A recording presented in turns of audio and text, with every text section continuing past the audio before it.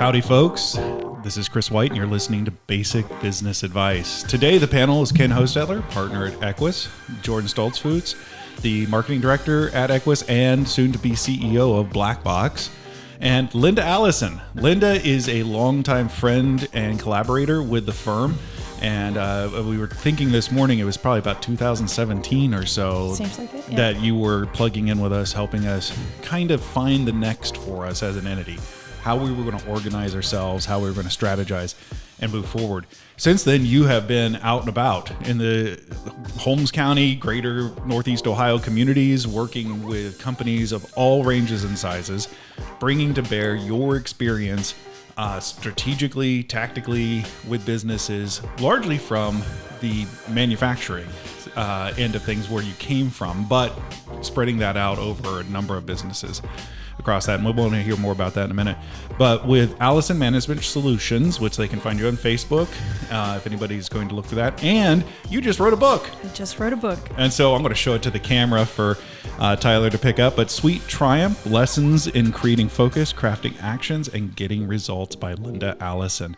So Linda, first, before we talk about this and what's in here and what people can look for in here, what is your background? Why do you do what you do now?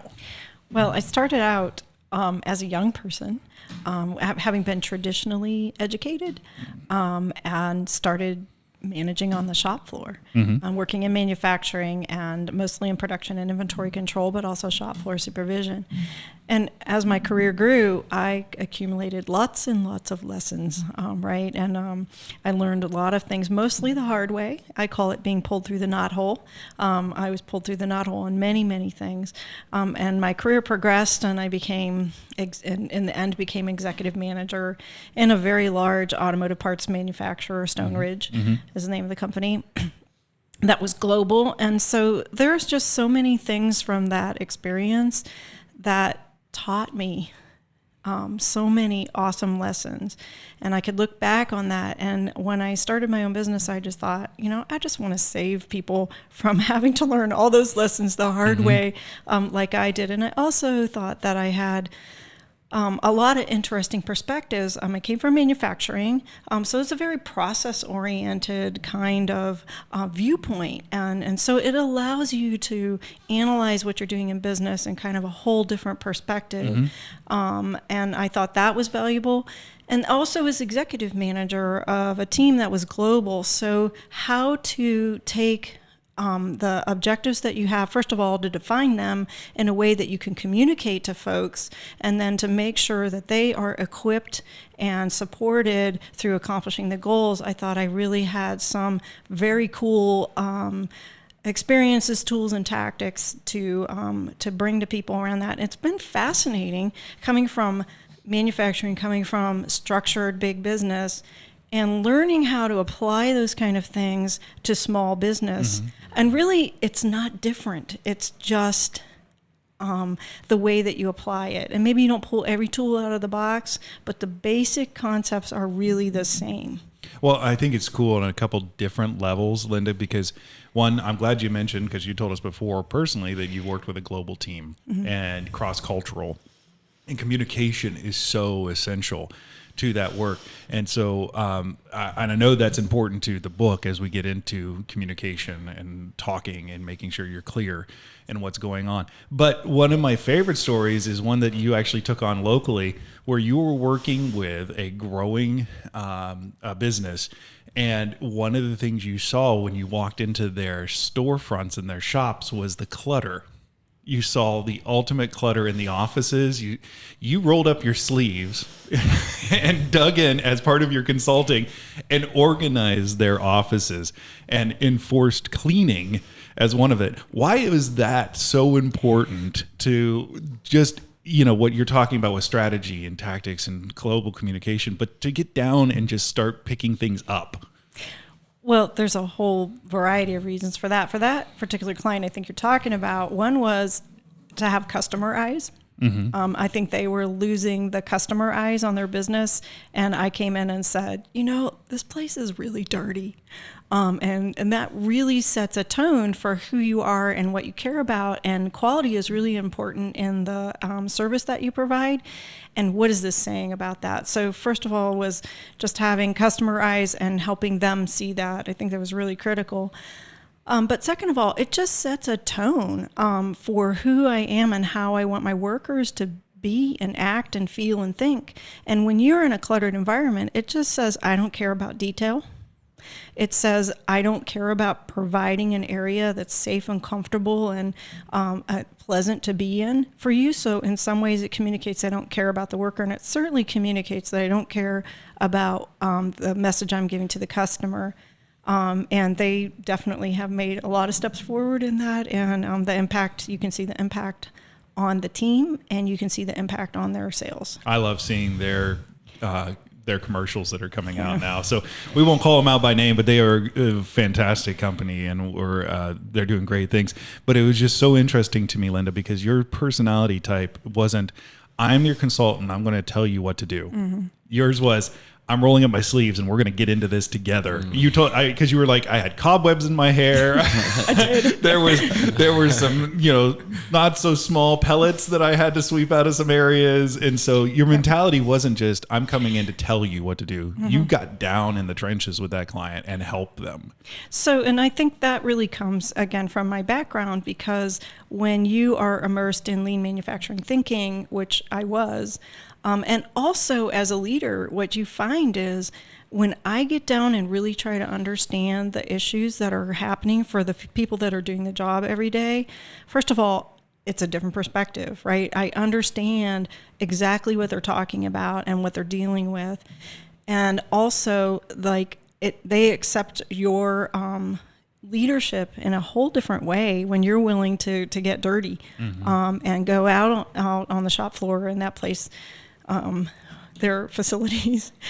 We did find snake skins. Definitely don't call them out by name. No. In their facility, and really, I think it's about respect for the people, and just to show them, like, I'm not asking you to do anything that I wouldn't do or that I don't value. And so it's not coming from on high. This is truly what I believe to my core, and I'm happy to be here doing it with you. Well, it's that one entity and that one story is just an example of how your engagement has been instrumental in helping companies turn pages in their books and move things forward. And speaking of books, since that's my nice segue there, good. Tell us about Sweet Triumph. What inspired this? What can people expect without giving away everything? What can people look forward to if they want to read this? Well, in reality, I never thought I would write a book. It just never entered my mind. Not one like this. I always think I would want to write a memoir about my mother, but not a book like this.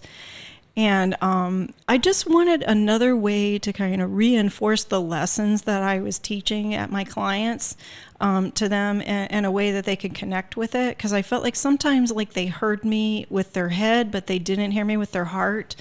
And so I was looking for another way to communicate that. And it was a journey. It was really fascinating. I wrote the first version of it kind of with these quick like business lessons in it. And I always had written it as a business novel with a main character that was overcoming obstacles. But that part of it was very light, and the business lessons were heavier in it. And I got some feedback from some folks that I value their feedback. And they said, you should do more story, and you should make this have a little more tension and things like that. And so after I wrote it the first time, I thought, maybe I should learn how to write. So I took I went to Google University or whatever and taught myself a lot of interesting things about writing. And obviously I had some ability to start with. And I wrote it maybe 3 times and came up with a result that I'm proud of. Is it perfect? No, of course not, but sure. I'm really proud of it. And what are we learning in here? Really, it's the basics about pulling your team together. First of all, figuring out, getting clarity around what is it I'm actually trying to do here? And it's amazing to me, like how many times I go into companies And they're working really hard and they're actually getting really good results. But the clarity that they have for themselves and the clarity they're able to give their team about where are we headed is often not there. So getting that clarity for yourself, figuring out exactly what are we trying to accomplish here, and then getting your team around it and around actual actions that are going to put us forward through this. I think that's the crux of the book. I have a few other lessons. I have an empowerment lesson thrown in there. I have a leadership lesson thrown in there. It was really fun to, as I created these characters, of course I never wrote anything before, but I had to think like, who are these people, that are coming and giving these lessons to the main character? And I grabbed people that I know, people from the area that I know well, or maybe not so well. And I based the character on that person. And that was really a fun exercise to imagine, like, and Paul Weaver, he was one of the characters. How would Paul Weaver say this? Or Kevin West is also one of the characters. How would Kevin West say this? And I have him drinking iced latte and, all these kind of fun things as I got to, kind of put that person onto the character. So it was a lot of fun doing that. But in the end, it's really some of the same lessons I learned from running a global team. When you have a team that's far-flung, that thinks different from each other, you need to figure out how to get them to understand, where are we headed, right? What are we trying to accomplish here? What is your role within that? And what does success look like for you in your job? And then find a way to come around and make sure that person is completely supported through that process is really the lessons in the book. That's awesome. Jordan, you came in along the same time that Linda was joining the team, and you guys have had lots of conversations since that time. Any questions for Linda? Yeah, I was just thinking about that. So you worked with Eques in 2017, which is when I got hired, and I was pretty much brand new in my career. You got to felt like helped me get off the ground a little bit. I was finishing up school, starting a new job, and you came in from a manufacturing background. You always told me like, hey, I don't know marketing, but you should think about this. I don't know marketing, but you should think about this. And the way you kind of frame things with your manufacturing brain helped me systematize and helped me kind of analyze things in a different, unique way. And honestly, still some of the metrics we use here. But it's cool. I mean, I'm thinking back through there. Like I said, I was finishing up school. You were one of the first people that encouraged me to go to grad school. You told me you were going to write a book sometime during COVID, maybe. I got to read the first draft of Sweet Triumph, and I just picked up the book a month ago. I need to read the new one. So I'm sitting here getting a little nostalgic kind of hearing about all this, and all this stuff is like, man, it's happening. The book's in front of me. It looks like a Malcolm Gladwell book, which I also really appreciate. But yeah, it's cool to see things happen. You seem to be somebody who sets their mind to things and goes out and gets it right, talking about it and going and doing it. And I appreciate that. So I guess my question, what advice would you give? How would you encourage people, if they have an idea, writing a book, if whatever, they have something to pursue, how do you go about something like that? Well, I'm not the most inspirational person in the world. I'm very workmanlike on everything, and even the things I teach are like, here's a process to analyze things. I mean, I'm very workmanlike, and I was very workmanlike about that. I mean, I just sat down and said, okay, what are the 8 things I want to teach in this? And I admired Lencioni, and that's why I decided to write a business novel, because I just find it very engaging myself. Right. And I just plugged away at it. And it was good that it happened during the pandemic. I had a lot of time at home, and honestly, writing is work. I mean, people think you're all inspired and you can sit. No, you have to tell yourself, butt in seat, I'm going to write for 2 hours today, and even if I don't feel like it, I'm going to write. It's not an inspirational process in a way. It's work. And how many hours do you think you have in on the book?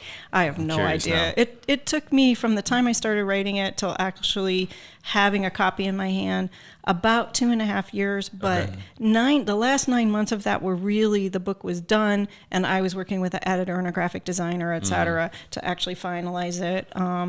And so it took me a couple of years. And again, I wrote it 3 times. I didn't get to read the second draft, but I'm excited to read the third. And I did things, and I do research, right? I research like what are best practices, and I learned about Hero's Tale and all this kind of thing about how to create tension in a book. So I'm there Googling how to create tension in a book, and then I read the articles, and I'm really good at just like actually doing what people suggest. I think that we read a lot of things, and I worry that we spend a lot of time listening to podcasts, but what do we actually do with the information that we're getting from them? I think sometimes it just feels good enough to take it on board, and we don't actually do anything with it.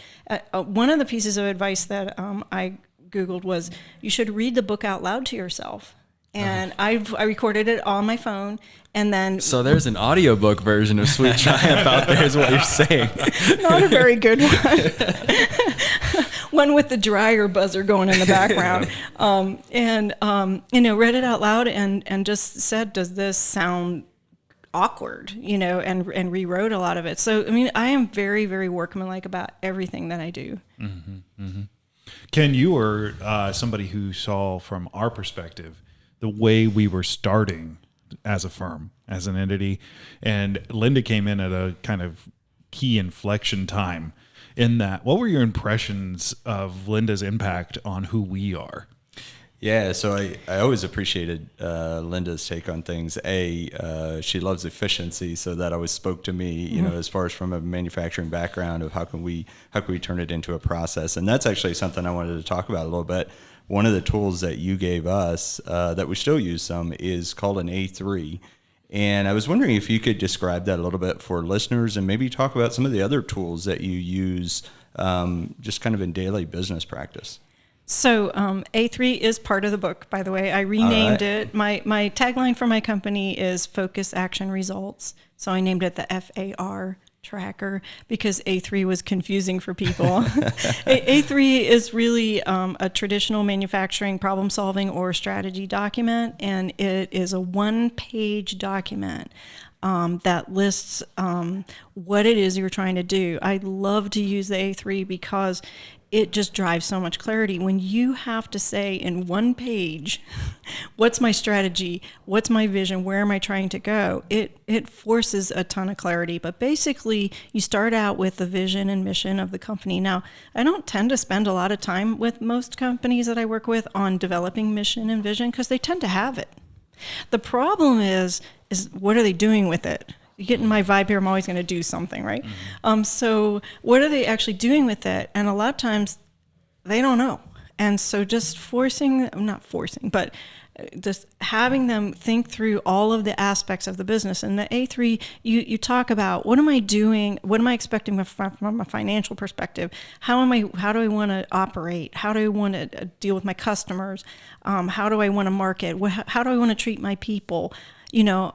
All of those things, thinking through, what am I actually trying to do here? It's so powerful. And then really though, the hard part is once I decide here's what I'm trying to do, how am I going to do? What am I actually going to do to achieve that? And breaking it down into actions with eventually people's names and dates and goals so I can tell is what I'm trying to do working to get the result that I want? And actually measuring that and giving yourself sort of a feedback loop of, does this work or do I need to make a change? And that's what the A3 does. I'm happy to hear that you're still using it because it's a very powerful tool. Mm-hmm. I worked for an organization that was very big. When I left, we were $425 million of a $1 billion corporation. And it was very far flung. We had 5 plants, only 2 were in the U.S.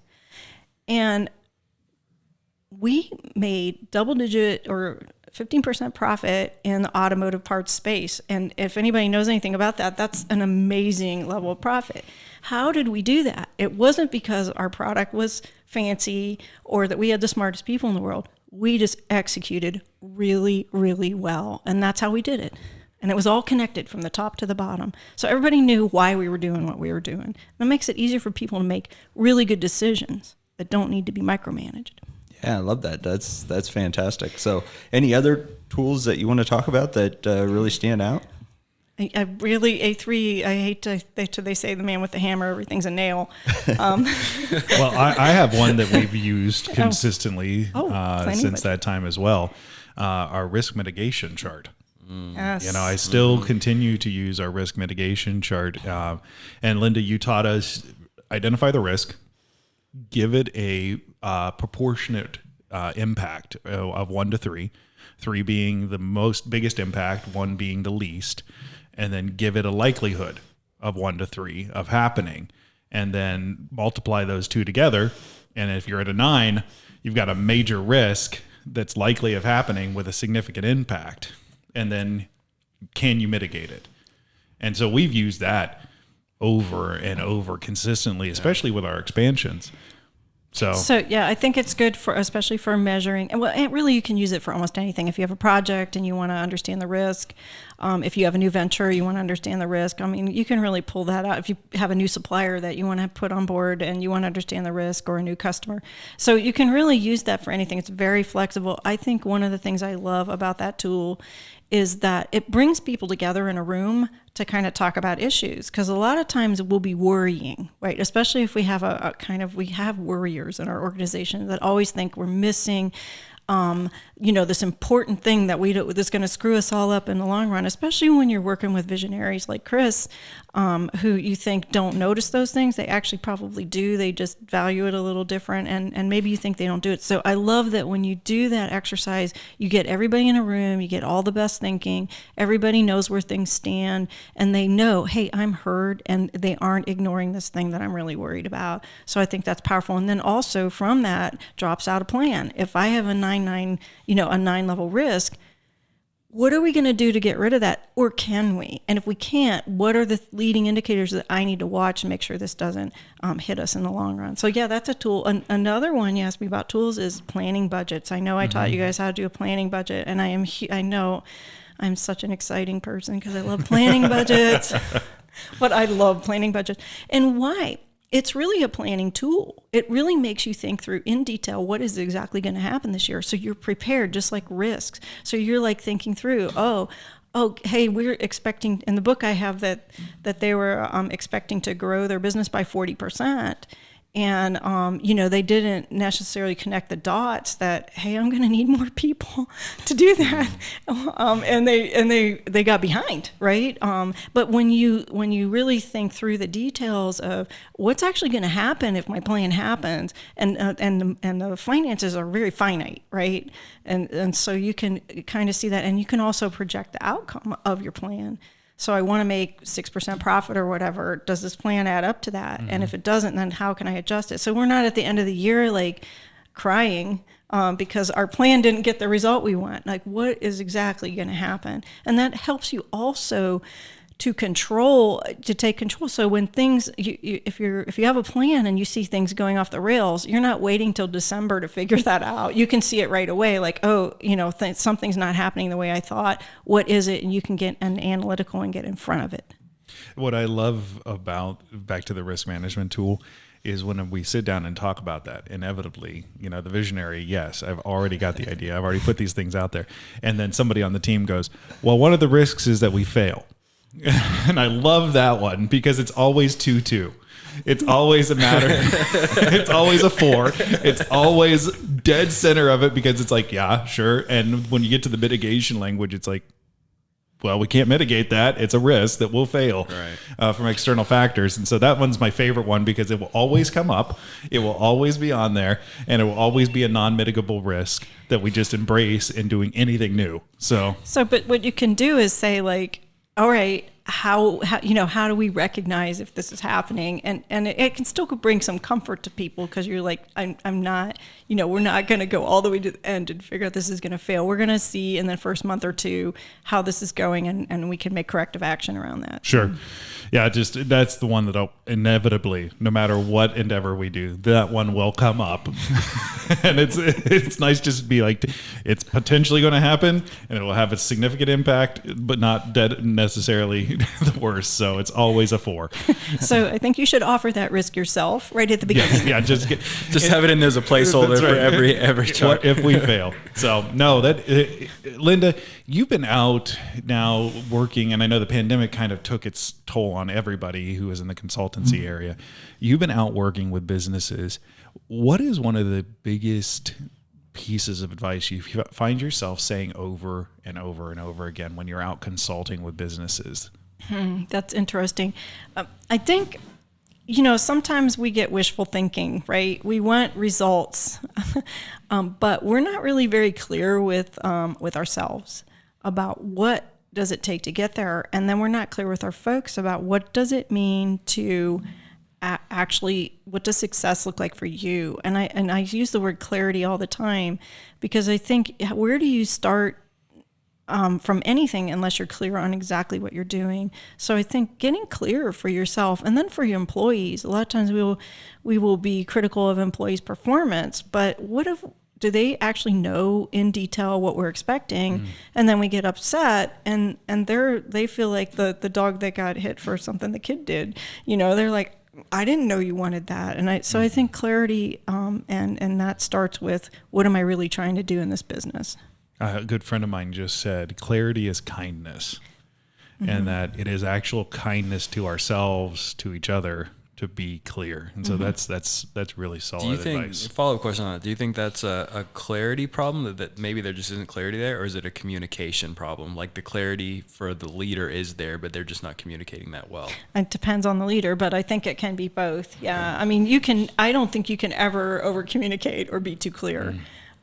Because people need to know, people will hesitate to act in the face of uncertainty, right? They'll sit back, they won't do. And so when you are very clear with them, that gives them a solid foundation. And by the way, it allows them to be free within it, right? And they can go and exercise their judgment and their decision making when they're really clear on what it is that you're expecting from them. And it allows them to reach some of their own potential too. When you're not clear, they'll sit back.